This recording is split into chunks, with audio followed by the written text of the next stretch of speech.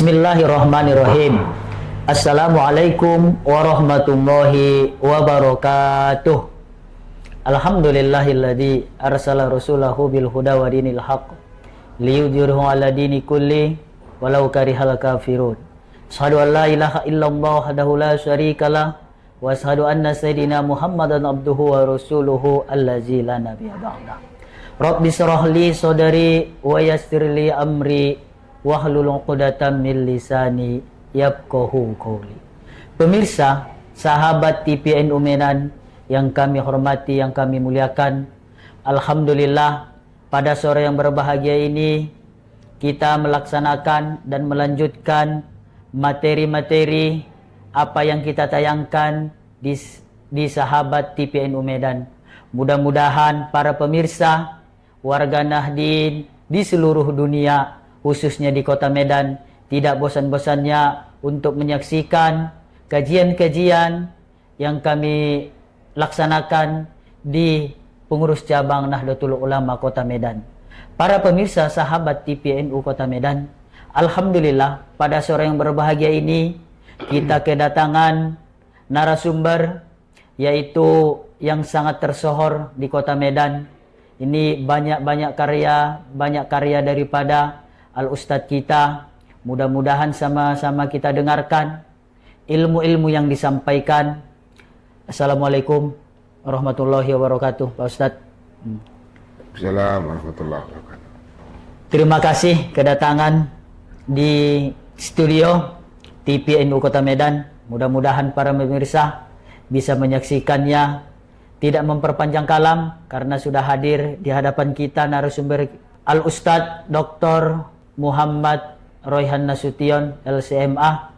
Kami persilahkan kepada Al-Ustadz untuk memberikan bincang-bincang sorenya dan juga hikmah Ramadan pada sore yang berbahagia ini. Kepada Al-Ustadz kami persilahkan dengan segala hormat.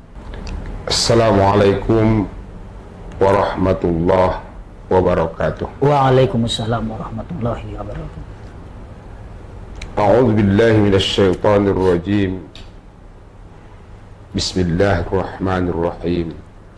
Alhamdulillahi rabbil alamin. Wassalatu wassalamu ala Rasulillah afsahi man nataqa bid-dad Muhammad bin Abdullah an-Nabiyil ummi wa khatamil anbiya'i wal mursalin. Salawatullahi wa salamuhu alaihi wa ala alihi wa sahbihi ajma'in, amma ba'd. Syukur dan puji sama-sama kita panjatkan ke hadirat Allah Subhanahu wa ta'ala, yang mana sampai saat ini kita diberi kesehatan, kesempatan dan kekuatan dapat bertemu di TPNU Kota Medan, sahabat TPNU Kota Medan, dalam rangka tausiah yang sengaja dilaksanakan oleh sahabat TPNU Kota Medan untuk disampaikan kepada seluruh kaum muslimin dan muslimat dan an-Nahdliyin di berbagai tempat di seluruh dunia, khususnya an-Nahdliyin di Kota Medan. Pada hari ini kita angkat tema kita Al-Quran sebagai pedoman hidup. Allah Subhanahu wa ta'ala berfirman di dalam Al-Quran, ba'da a'udzu billahi minasy syaithanir rajim, bismillahirrahmanirrahim. Wa man a'rada 'an dzikri fa inna lahu ma'isyatan dhanka wa nahsyuruhu yaumal qiyamati a'ma. Qala lima hasyartani a'ma wa qad kuntu basira. Qala kadzalika atatka ayatuna fanasitaha wa kadzalika al-yawma tunsa. Dalam ayat ini Allah Subhanahu wa ta'ala menjelaskan kepada kita,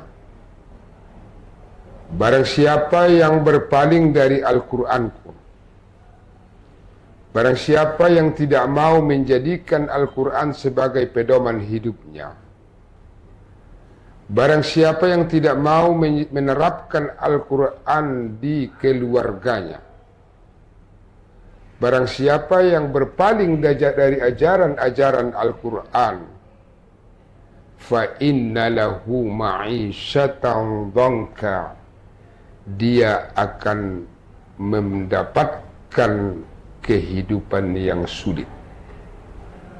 Hidupnya sempit. Kadang-kadang kita lihat dalam masyarakat kita, ada orang kaya, kalau dari segi kekayaan dia punya segala-galanya. Kendaraannya 20 unit, rumahnya 2 km persegi. Segala makan, minuman, segala apa saja yang dia mau ada di rumahnya.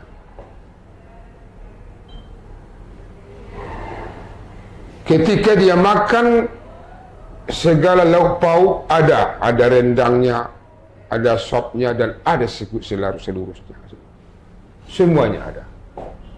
Tetapi ketika dimakannya sedikit dari daging itu, naiklah tensinya, kumatlah penyakitnya. Apakah orang kaya ini yang mendapat kebahagiaan dalam kehidupan ini? Ini sebagai contoh. Jadi kekayaan bukan memberikan ketenangan dalam kehidupan. Orang yang tenang itu, orang yang berbahagia itu adalah orang-orang yang mendapat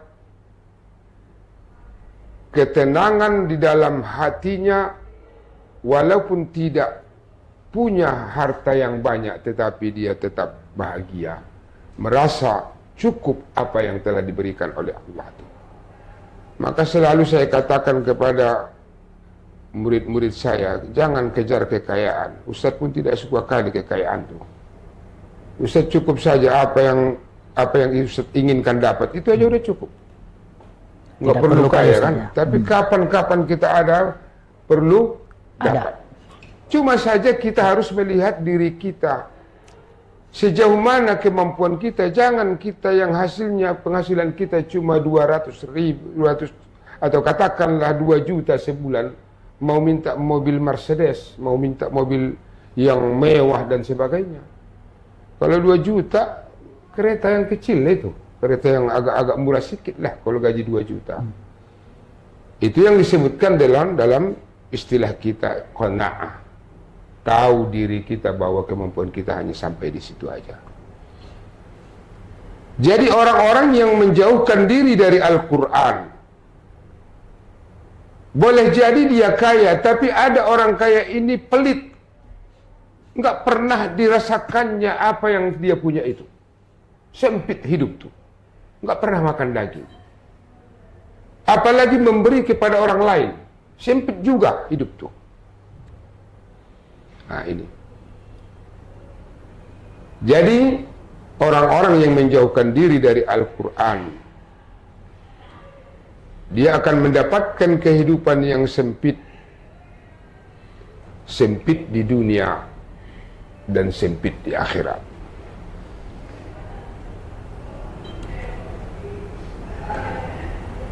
Jadi kalau kita lihat dari segi ini, bagaimana halnya dengan mereka yang tidak pandai membaca Al-Quran? Jangankan memahami dan mengamalkan, membacanya saja pun belum bisa. Di Sumatera Utara ini masih 21% umat Islam yang pandai baca Quran. Dari 80%. Dari sekian puluh persen tadi, hanya 21% yang bisa membaca Al-Quran. Dan bahkan masih ada sebagian universitas Islam itu pun masih banyak lagi di sana yang belum pandai baca Quran. Nah inilah. Makanya kadang-kadang ketika kita lihat ada orang yang sholatnya oke, setiap waktu sholat berjamaah, tetapi dia sholat tapi melakukan dosa pun oke juga. Sholat jalan terus, dosa pun jalan terus. Sholat jalan terus, korupsi pun jalan terus. Sholat jalan terus, menipu jalan terus. Sholat jalan terus, membohong jalan terus. Kenapa? Karena sholatnya tidak ada kesannya terhadap diri pelakunya. Karena sholatnya itu sesuai dengan yang dikatakan dalam Al-Quran, Inna salata tanha anil fahsya'i wal munkar. Bahwa sholat itu mencegah seseorang dari kejahatan dan kemungkaran. Tetapi ketika kita lihat ada orang yang sholat setiap waktu, masih lagi melakukan hal-hal yang tidak sesuai dengan agama. Ketika dia sholat, dia sudah mengatakan, Inna salati wa nusuki wa mahyaya wa mamati lillahi rabbil alamin. Sesungguhnya sholatku, ibadahku, hidupku, matiku hanya kepada Tuhan sekalian alam. Hebat pengakuannya itu. Hidupnya, matinya, semua tertumpu kepada Allah Subhanahu wa taala. Tetapi baru keluar dari masjid yang tadi dia sholat, keluar kalau yang perempuan, belum lagi 5 langkah dari pintu masjid ataupun dari tangga masjid, sudah dibukanya telekungnya, tinggal rok seponggol-seponggol. Tapi mengaku tadi, Inna salati wa nusuki wa mahyaya wa mamati lillahi rabbil alamin. Jadi kadang-kadang di mana kesan solat itu? Solat orang-orang yang seperti ini mungkin tidak memberi kesan terhadap dirinya. Kenapa? Karena syarat rukun dari solatnya pun tidak jelas. Begitu dibacanya Fatihahnya, la haula wa la quwata illa billahil aliyil azim. Ditengok gerak-geriknya, solatnya, patasnya bukan main. ALS, antar lintas Sumatera. Enggak sampai 1 menit, sudah siap 2 rakaat. Nah, ini. Itu yang dikatakan Nabi, pencuri yang paling dahsyat di antara kamu adalah orang yang mencuri di dalam solatnya. Bagaimana itu ya Rasulullah, kata sahabat? Mencuri dalam solat.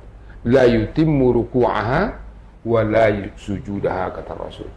Ketika dia solat tidak sempurna rukuknya dan tidak sempurna sujudnya. Itulah orang yang tidak ada punya tamakninah.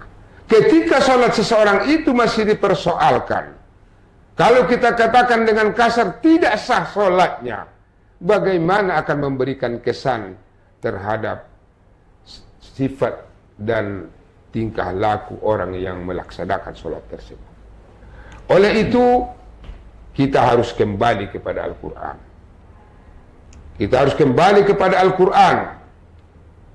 Karena di dalam ayat yang kita bacakan tadinya, Allah Ta'ala telah menjelaskan, kalau kita ingin kehidupan di dalam dunia ini, kehidupan yang baik, senang, tenang, di dunia baik, di akhirat baik, seperti yang kita selalu katakan, kita minta kepada Allah, Rabbana atina fid dunya hasanah wa fil akhirati hasanah wa qina adzabannar.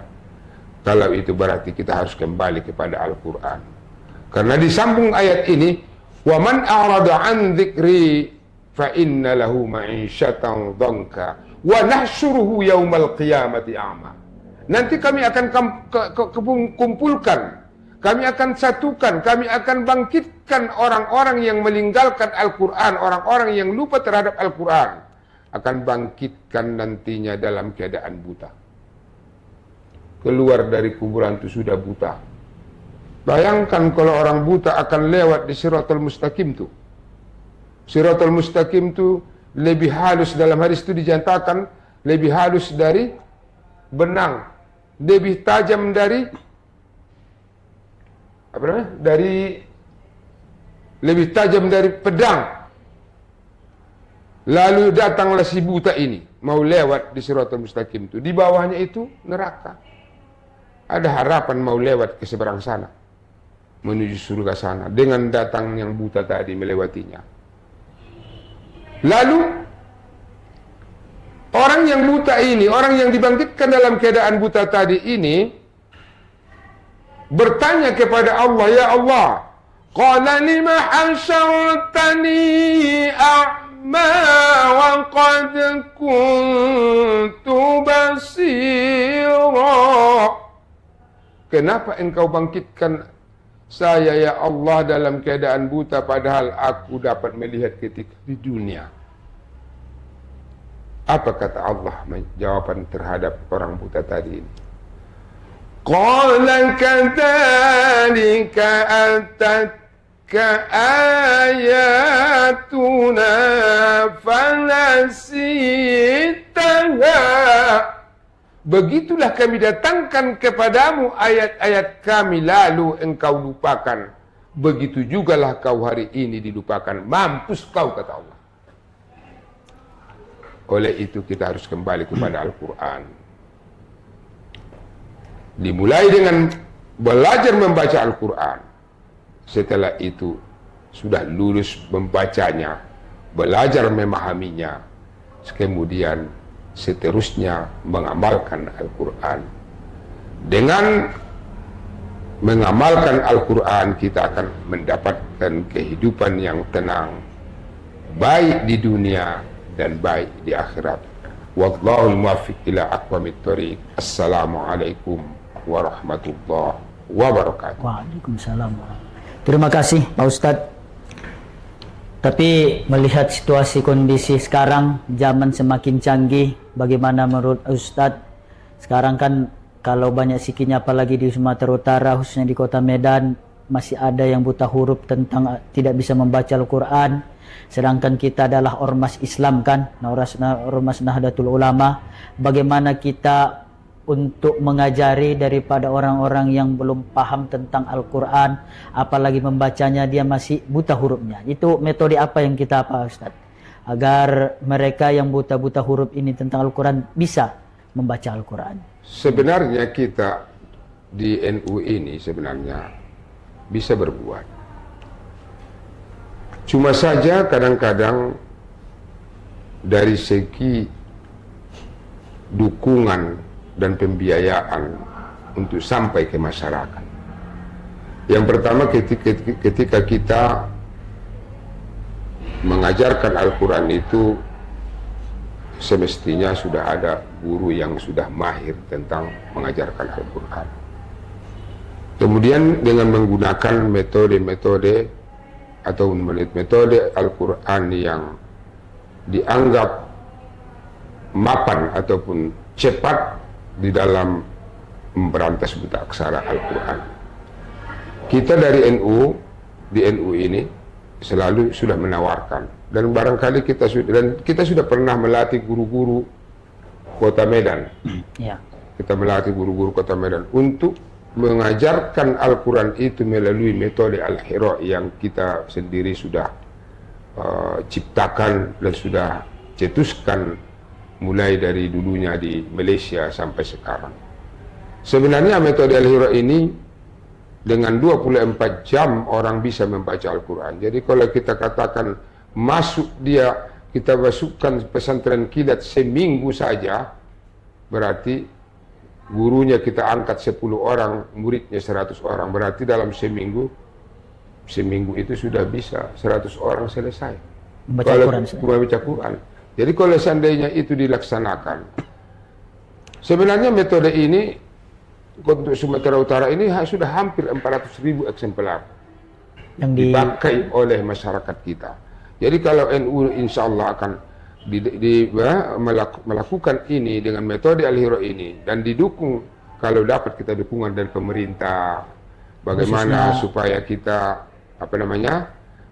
dapat bukunya itu diperoleh oleh masyarakat.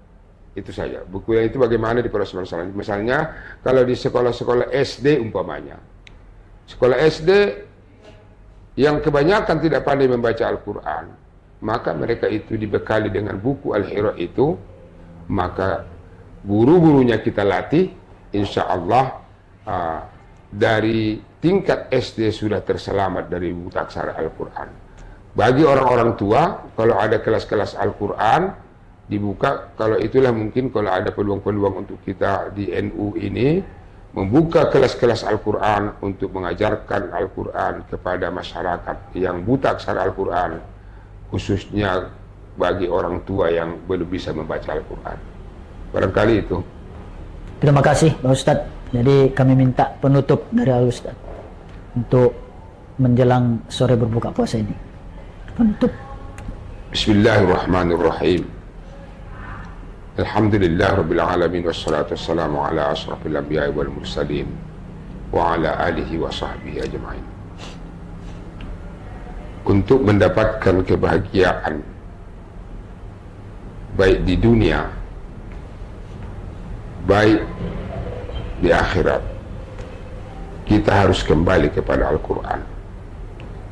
Kita harus mempelajari Al-Quran, kemudian kita memahaminya dengan benar, dan seterusnya kita terapkan mulai dari diri kita sendiri, di keluarga kita, di lingkungan kita, di masyarakat kita, bahkan bernegara. Maka dengan demikian, seandainya kita umat Islam melaksanakan tugas ini, memahami Al-Quran, pasti negara kita ini menjadi negara yang maju. Karena semua sudah memahami Al-Quran, mengamalkan kandungan Al-Quran, berarti sudah terjauh dari hal-hal yang tidak baik.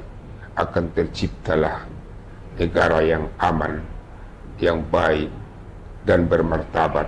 Seperti yang selalu kita katakan, baldatun thayyibah wa rabbun ghafur. Inilah sebagai kesimpulan dari pertemuan kita hari ini. Terima kasih kepada Al-Ustaz. Alhamdulillah, terang benderang yang kita dengarkan sama-sama kita saksikan.